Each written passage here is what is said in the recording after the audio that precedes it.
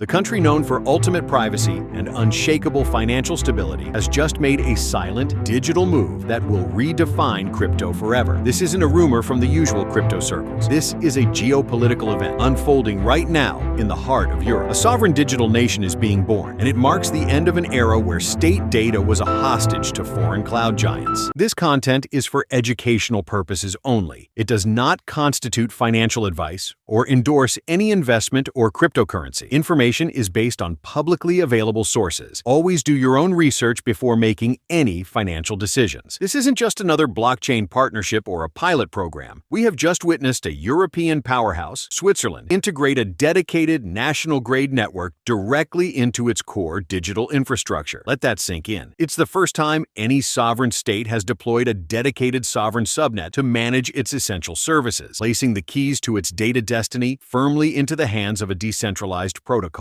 The Alpine fortress of finance is now a fortress of data sovereignty. The implications are staggering, and they start with the absolute irrevocable death of foreign cloud dependency. For decades, the sensitive data of nations and their banks resided on servers controlled by a handful of corporations in distant lands. That age is over. Here's what you're looking at: 13 independent node providers, each one physically locked within the Swiss border. Every single byte of information, from a citizen's record to a billion-franc transaction, remains under Swiss legal jurisdiction and never leaves Swiss soil. This is the operational blueprint for the sovereign cloud, not a white paper theory, but a living, breathing, live system now actively protecting the world's most sensitive financial vaults. But before we plunge into the details, if you are new to this channel, make sure you hit that subscribe button and ring the notification bell. For our returning community, your ongoing support is what makes this deep analysis possible. Dropping a like on this video directly fuels the channel's growth and ensures we can continue delivering this level of researched content. Your engagement is the foundation of everything we do here about ICP. The old model is not just broken, it's been declared obsolete. Swiss banks that once had no choice but to trust overseas servers in Virginia or California can now deploy legally compliant, physically isolated smart contracts. The multi-decade monopoly that big tech held over state secrets and national data has just been shattered with a single decisive move. Imagine the shift from a server in a foreign country that could be accessed by a foreign warrant to a network where the hardware itself is a sovereign entity. This is about control, and Switzerland just took full control back. But hear this clearly: the Swiss subnet is merely the trigger, the opening shot in a much larger story. The real, unstoppable engine powering this shift is a total, brutal rewrite of this network's entire economic core. What if you could engineer a supply shock so severe, so mathematically precise, that it slashes new token issuance by nearly half? What if you could simultaneously light a fire under demand so intense it burns tokens at a rate hundreds of times faster than before? That's the ruthless, beautiful math of Mission 70. It's a deliberate, two-pronged pincer attack on dilution. On one side, the protocol is dramatically cutting the new supply of tokens created as governance rewards. On the other side, it is architecting a future where the burn rate of tokens, consumed as computational fuel, explodes,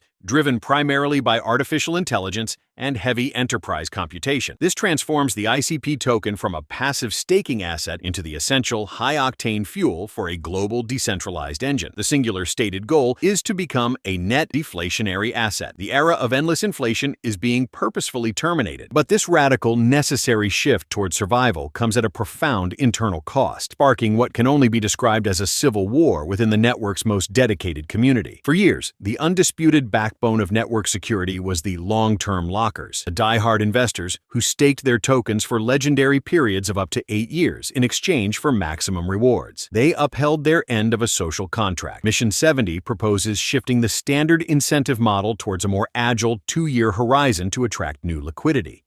The grievance is crystal clear. The original terms are being altered. Yet the brutal counter-argument is this: clinging to the old high-inflation model might mean the most loyal group ends up owning 100% of a network that nobody else wants to use or build on. It's a harsh dilemma. Is the protocol choosing cold, calculated survival over warm sentiment? The evidence suggests yes. Now, to understand how any of this is possible, from a national subnet to a deflationary token, you must forget everything you think you know about blockchain bridges. Traditional bridges are centralized kill zones, fragile points where billions in value have evaporated. ICP sidestepped this entire problem with a cryptographic breakthrough. It pioneered chain key technology, a way for its smart contracts to natively hold, custody, and sign transactions for assets on chains like Bitcoin and Dogecoin without ever moving them over a bridge. Think of it less like a bridge and more like a universal remote control for the entire blockchain world. The recent Moranian milestone officially brings Dogecoin, with its massive, often dormant market cap, directly into this ecosystem. This allows developers to build sophisticated DeFi applications, lending, swapping, earning for Doge holders, functionality that simply doesn't exist on its original chain. This isn't a simple integration, it's a liquidity absorption event, turning ICP into a layer of intelligence and utility for the world's favorite meme coin. So, what creates the demand to burn all that token fuel? Enter the era of the AI-powered self-writing internet, the ultimate demand driver. Imagine this. You type a simple natural language prompt like, "Create a decentralized, censorship-resistant social media site." Within moments, you watch a live, fully functional application, complete with front-end website, back-end logic, and secure data storage, generate directly on-chain. This is Project Caffeine, a decentralized AI architect that runs on the network itself. Unlike AI tools on centralized servers, this is a tamper-proof, on-chain intelligence. Every single complex AI query, every inference, burns a monumental amount of computational fuel compared to a simple token transfer. This directly and powerfully feeds the supply squeeze at the heart of Mission 70. We are moving past just building applications.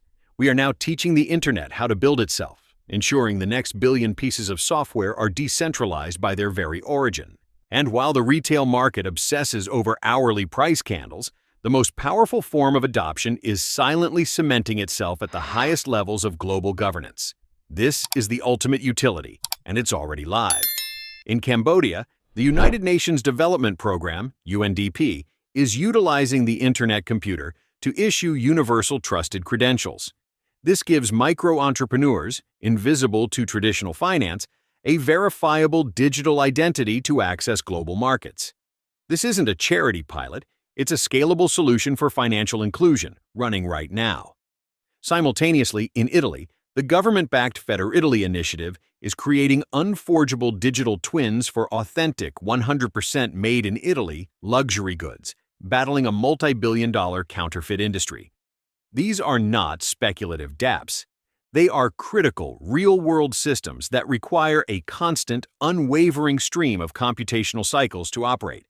This institutional adoption is the ultimate bull market insurance policy, utility that burns tokens day in, day out, completely indifferent to crypto market volatility. So, with all this, sovereign adoption, deflationary tokenomics, chain fusion tech, AI, and UN-grade utility, what does the price chart say? All evidence points to a macro reversal now in play. ICP has begun a clear decoupling from the broader altcoin market, driven by this perfect storm of unique fundamentals. This is the critical realization. ICP is no longer just another crypto project battling for meme coin supremacy. It is maturing into a piece of critical geopolitical digital infrastructure. Forward-looking analysts are now modeling targets that reflect this new utility-driven reality, with Mission 70's deflationary mechanics providing the mathematical backbone for the most bullish forecasts. The window to understand this monumental valuation gap is closing rapidly. Every new canister deployed for a Swiss bank, every credential issued by the UN, every AI application generated by a prompt is another match struck under a finite and shrinking supply of tokens.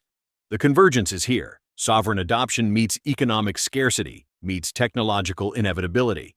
If you find this deep dive into the future of decentralized technology valuable, support this channel. Make sure to hit that like button, subscribe to the channel, and turn on the bell icon so you don't miss future updates. Thanks for watching, and I'll see you in the next one.